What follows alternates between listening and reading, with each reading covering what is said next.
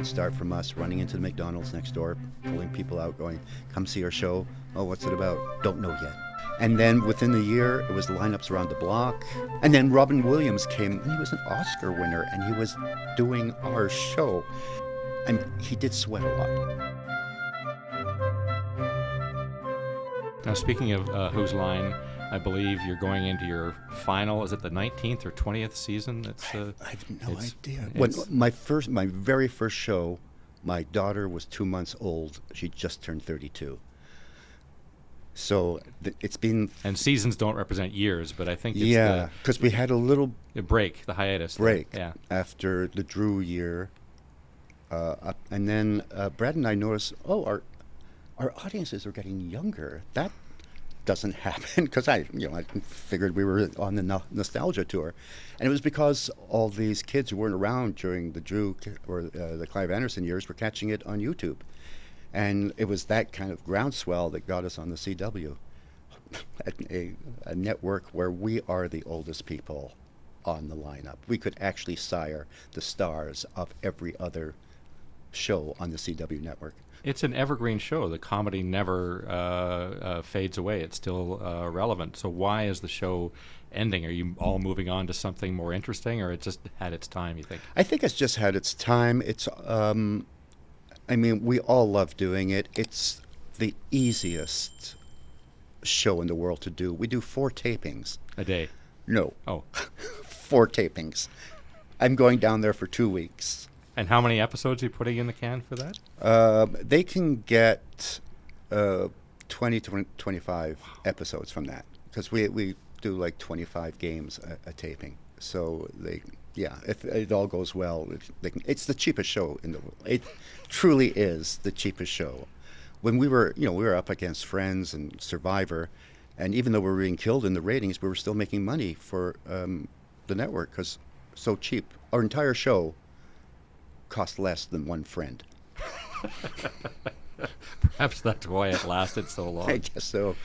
Now, your introduction to Whose Line kind of came in fits and starts. You weren't embraced initially. You got an audition. Tell me about that whole backstory of how you became a fixture on the series. Yes, I'm trying to think if I saw. I don't think I saw it first. The first I'd heard of it, they were coming to Toronto.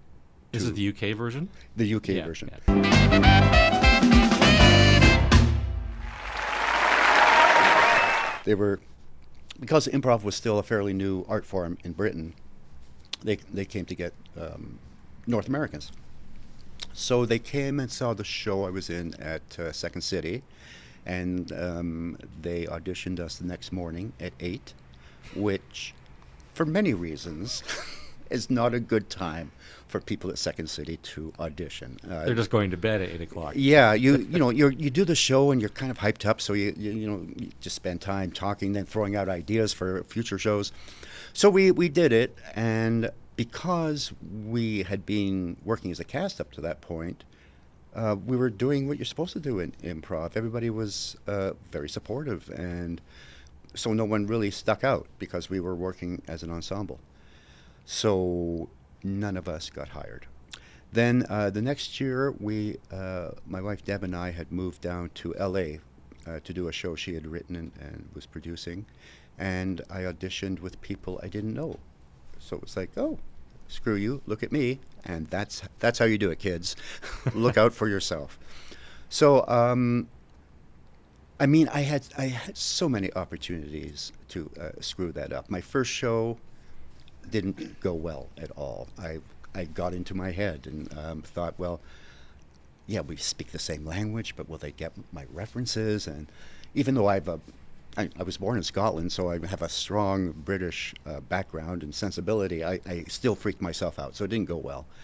And it really wasn't until I think the next year they decided to shoot some shows in New York because it was big on Comedy Central at that point. I think it was called the Ha Network at that point.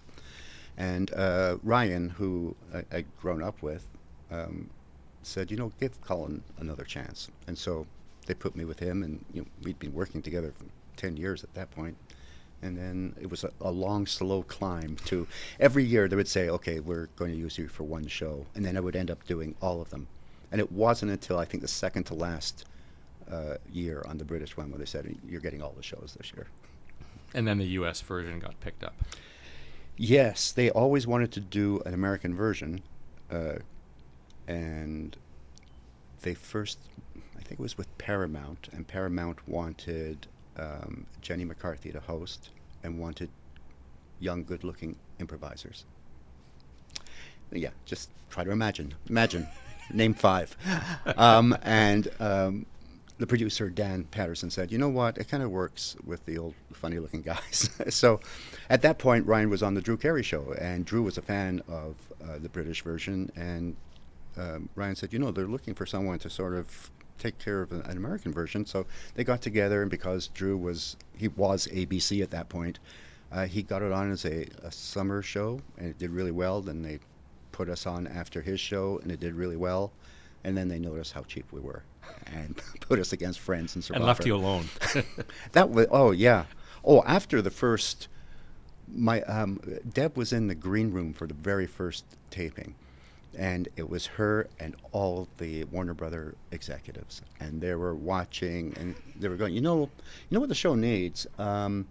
Stars. It needs stars. And so they started throwing out names like, they went, Lisa Kudrow, she was with the Groundlings, she could do it. And so, yeah, hey, and Jennifer Aniston is friends with Lisa Kudrow, she could probably do it. And then George Clooney, Dustin Hoffman, they started just throwing out all these names. And then one guy said, "Hey, what they're doing is hard." And then everyone just got kind of quiet. Thought, huh. And that was the last bit of involvement they had. And there goes the budget of all those big stars coming every Yeah, week. I'm sure they would have made some nice cash. Comedy's been around a long time, and you mentioned improv being rather the new art form. Who do you consider the father or mother of improv comedy, and when did improv actually come into respect, do you think?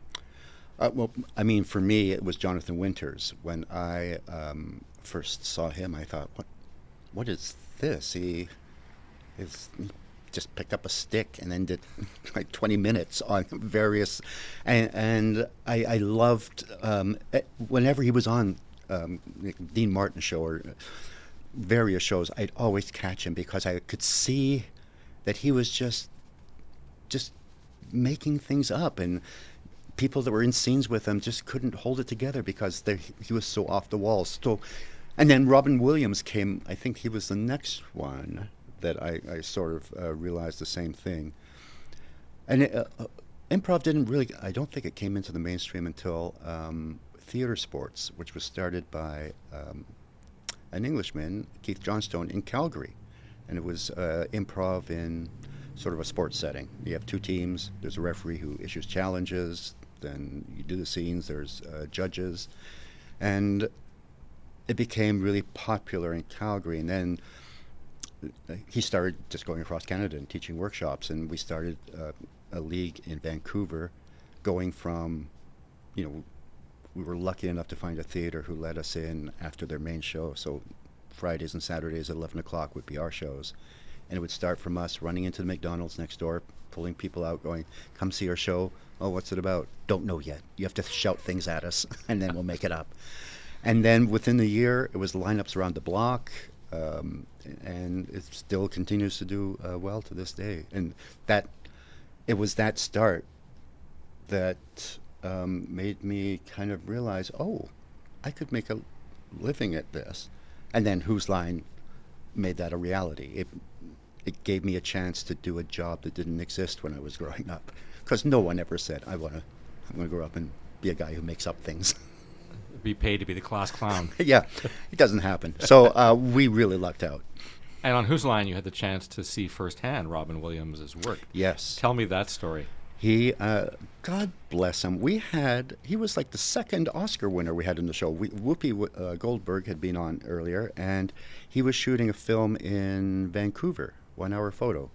And somehow they wrangled him. He came down, and, we were all pretty excited because I think everyone had been inspired and was a big fan of his. And it was one of those things where he did not disappoint in any aspect. He was someone who knew the crew's names within 5 minutes. He was incredibly generous to work. I mean, he was an Oscar winner, and he was doing our show. What Robin Williams is thinking right now. I have a career. What the hell am I doing? And he was, the ultimate improviser, and was just one of the guys. And he did sweat a lot. He went through 3 shirts, and at the last shirt, someone said, "Throw me your shirt, Robin." In the audience, this woman, and he threw it, and all you heard was as it hit her. But he goosed us for sure. Everybody's energy went up like 150%, and it was truly one of those magical moments where you go, "Oh, this doesn't get better than this." I'm working with someone who adore, and he is adorable, and all is good with the world. And watching him work must have been an incredible honor. Oh, because I'd be, in the scene I wasn't in, I'd try to go, okay, let's pretend that I'm in this scene, and I'll try to come up with something. And it was like, what am I doing? Just sit back and watch it, the magic. Because it was just, there was no hesitation. It was total acceptance to whatever the idea was, and going with it in an incredible way. At this point in your career, I'm wondering if you are inspiring the next generation of improv, and who you've seen out there that really we should be paying attention to. There's so many people. There's so many people. I've been fortunate enough to work in improv troupes all around the world, and there's, people always say, "Oh, the guys on Whose Line are the best improvisers in the world." Really, what we are the best known improvisers in the world, because we had a TV show. There are people who I have just watched in amazement, and you think, oh, how can I get them on a world stage somehow? And they're just happy doing whatever they're doing and improvising every night. But there's so many great people. I would say if there's an improv troupe around you, go check it out. You're sure to find someone. And are you teaching or consulting, helping? God, no. Not at all. I am the worst teacher ever, and I'm not being humble. I'm not. I basically I will watch and go, no. You're finished. No, do it like this. It's just no. It becomes your act instead of their act. Yeah, I think part of it is I'm not really sure what I do, so I can't really impart any wisdom except. I listen and then make up stuff and work with the person. I can't make that into an hour workshop. So you haven't been offered a master class thing on digital? No, it would be horrific. It would just be horrific. Oh, I'm just covered in sweat thinking about it. It'd be horrible.